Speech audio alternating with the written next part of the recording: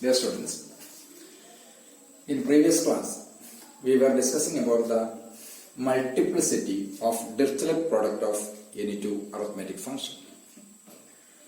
There we see that when f and g are any two arithmetic functions which are multiplicative, then f star g is also multiplicative. Now we are going to an important theorem, that is, when f and g are any two arithmetic functions with f star g is multiplicative and g is multiplicative, then f is also multiplicative. If f and g are f and g are any two arithmetic functions with f star g is multiplicative and g is multiplicative, then prove that this f is multiplicative. This is the result. How to prove this argument? This argument is proved by a reverse way.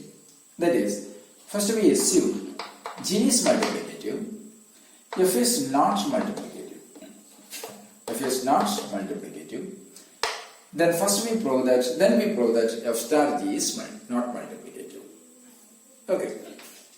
F is not multiplicative means we know that f of mn, where m and n are any two in the positive integers, with m and n are any two positive integers, with m and n are relatively primes, then f of mn differs from f of m into f of m. F of mn strictly differs from f of m into f of m.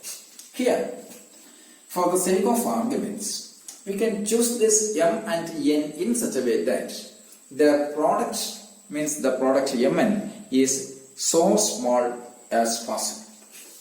Okay. Now, the first case is if mn equals 1. Since m and n are positive integers, their product is so small, means here m and n, mn equals 1 gives m equals 1 and n equals 1. So what is f of 1 here? F of 1 can be rewrite as f of 1 into 1. Okay. Since 1 and 1 are relatively prime, agreed. So here f of 1 into 1, since f of mn differs from f of m into f of n, so clearly f of 1 into 1 differs from f of 1 into f of 1. That means f of 1 strictly differs from 1. So when f is not multiplicative, here we obtain f of 1 differs from 1. Agree. Let h equals f star g. Now here we show that h is not multiplicative.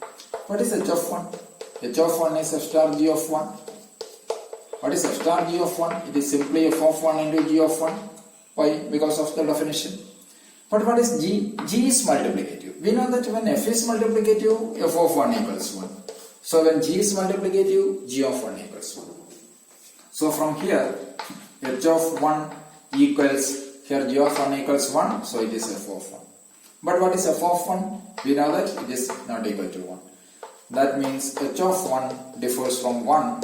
So from this argument, we can say that this h is not multiplicative. That means f star g is not multiplicative.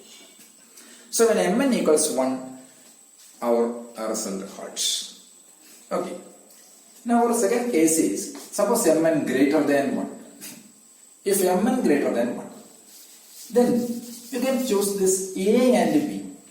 You can choose any two integers a and b, positive integers a and b, with a and b are relatively prime. Then such that f of ab equals f of a into f of b with ab less than mn. Why this is possible? We know that f is not a multiplicative. That is, f of mn differs from f of m into f of n. Okay. But here we say that f of ab equals f of a into f of b. How it is possible? This is possible because of our choice of a and b. What is our choice? A and b is chosen in such a way that they are the positive integers with the product ab less than mn. And f of mn differs from f of m into f of n. This happens when the product mn is so small as possible. Okay. Therefore, f of ab equals f of a into f of b is possible. Why? Because ab less than mn. Clear? Now consider f star g of mn. What is f star g of mn? F star g of mn is, by definition, it is sigma over d divides mn.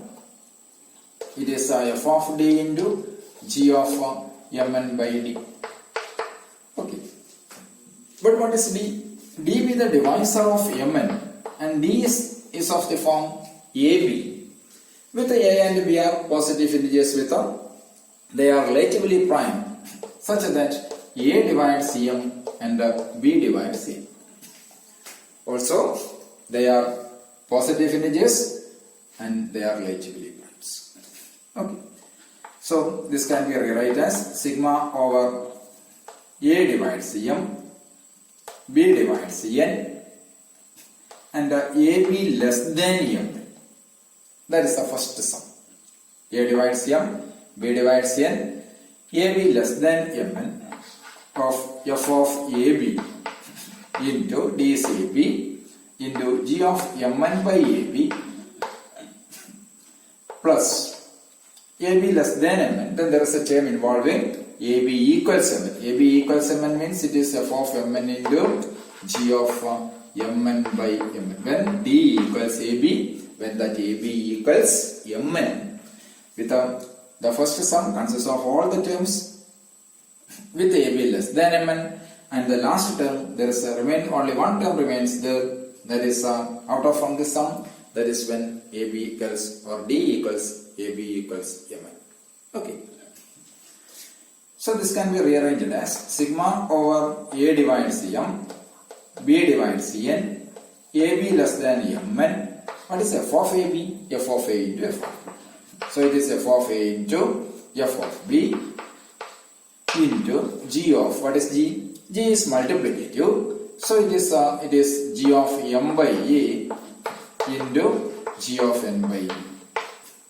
Okay, why? Because a divides m, b divides n, m by a and n by b are relatively primes.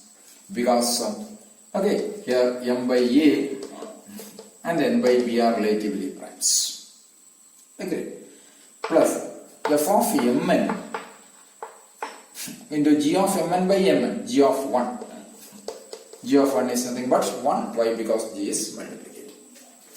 So this can be again rearranged as sigma over a divides m, f of a into f of a into g of m by a into sigma over b divides n, f of b into g of n by b plus this term. But there is one term excess here with respect to this one. Why? Here the first sum involves all the terms with ab less than mn.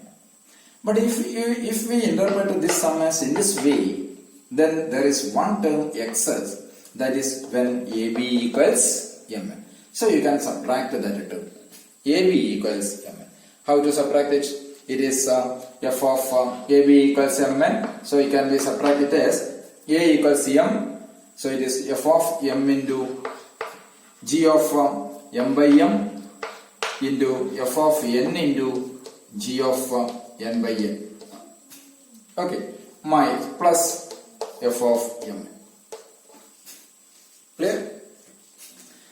So that means it is h of mn equals, what about this one? Sigma over a divides m, f of a into g of m by a. It is f of h, this is h of m. Okay, h of m. What about this one? It is h of n minus f of m into, what is g of 1? Minus f of m into g of 1 is 1, f of n plus f of m. Okay. Why this subtraction is possible there? Because the sum involves one term excess of this one, that is when m equals a and n equals b. Okay, so you can subtract that term from this sum. So it is sigma over a divides m, f of a into g of m by a. That is h of m. Why? Because h is h star g. Sigma over b divides n, f of b, g of n by b. That is h of n. minus g of 1 is 1. Why? Because g is multiplicative, so it is minus f of m into f of n plus f of mn. But f of mn differs from f of m into f of n. So this term does not cancelling each other. So from here we can say that h of mn differs from h of m into h of n. Why? Because f of mn not equal to f of m into f of mn. If f of mn equals this one, these two terms are cancelling each other, you have this equality. But since these two terms are differs, then h of mn differs from h of m into h of n. That is, h is not multiplicative, means f star g is not multiplicative. That is here conclude that when g is multiplicative and f is not multiplicative, then f star g is not multiplicative. So in another way, we can restate this as in this way. That is, when g is multiplicative and f star g is multiplicative, then f is multiplicative. The multiplicity of f ensure the multiplicity of g and the Dirichlet product of f and g. G is multiplicative and f star g is multiplicative, then f is multiplicative. The proof is done as in this way. Okay.